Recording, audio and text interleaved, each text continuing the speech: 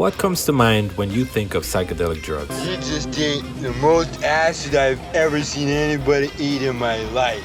For some people, this comes to mind.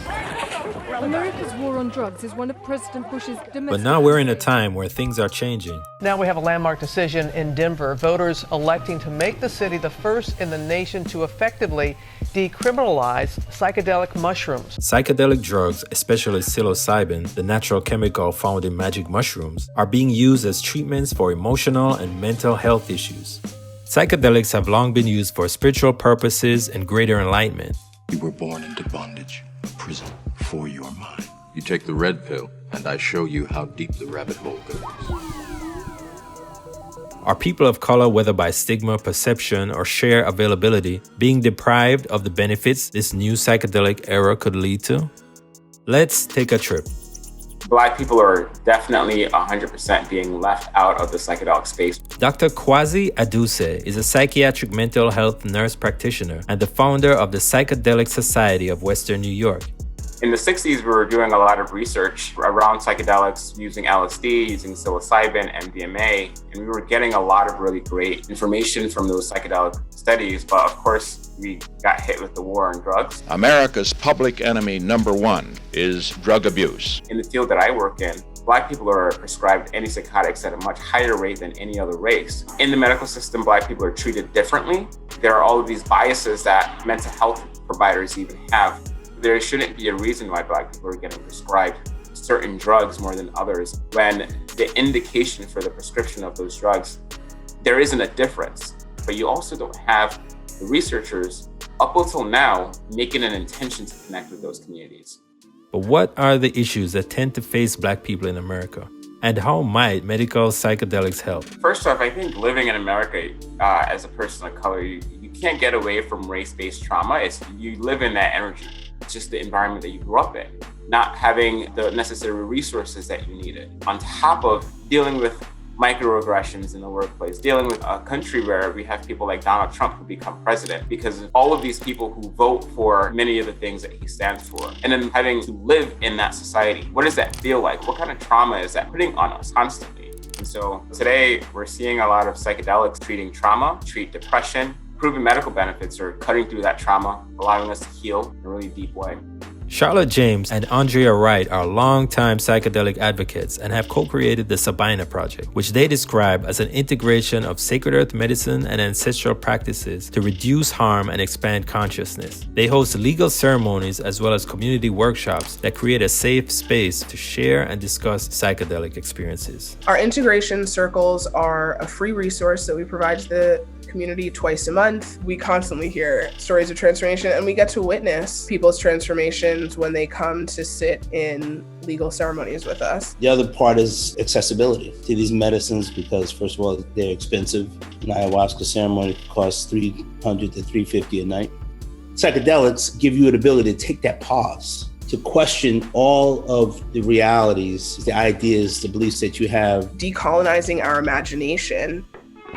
When we talk about psychedelics, all in my head is like white people drugs. But I think it's important to recognize that if you look at the history of these medicines, they come from our ancestry. So me, for example, I'm from West Africa. This is where Ibogaine comes from.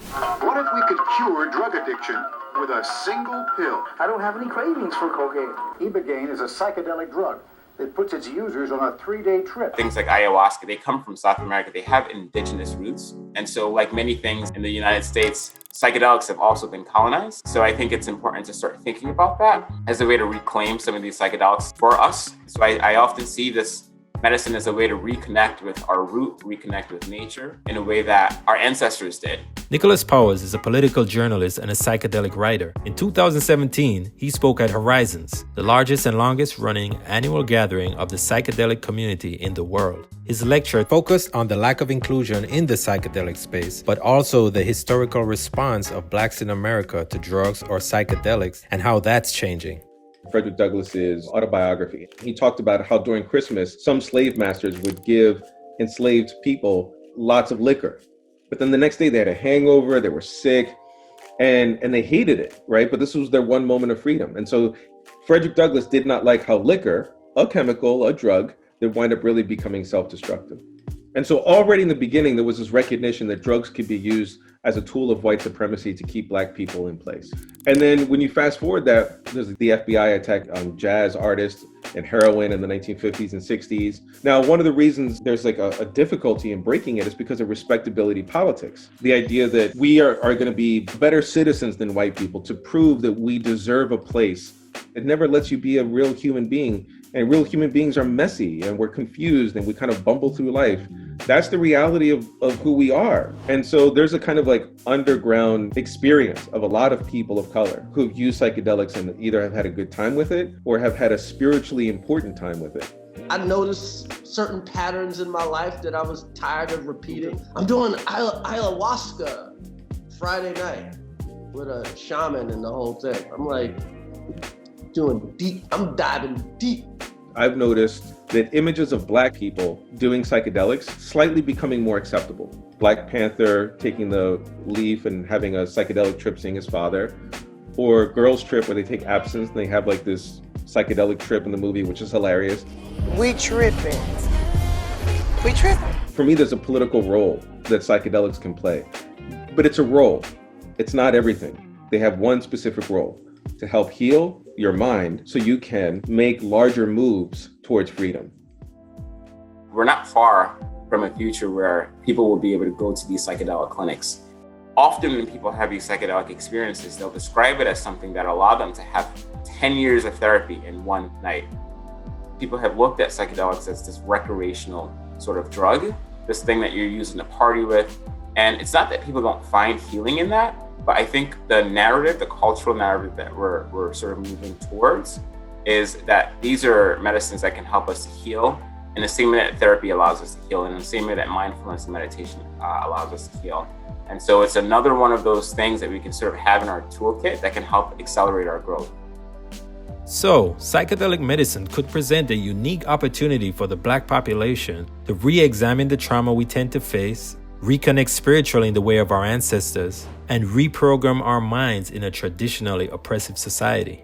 Or is that all just a hallucination?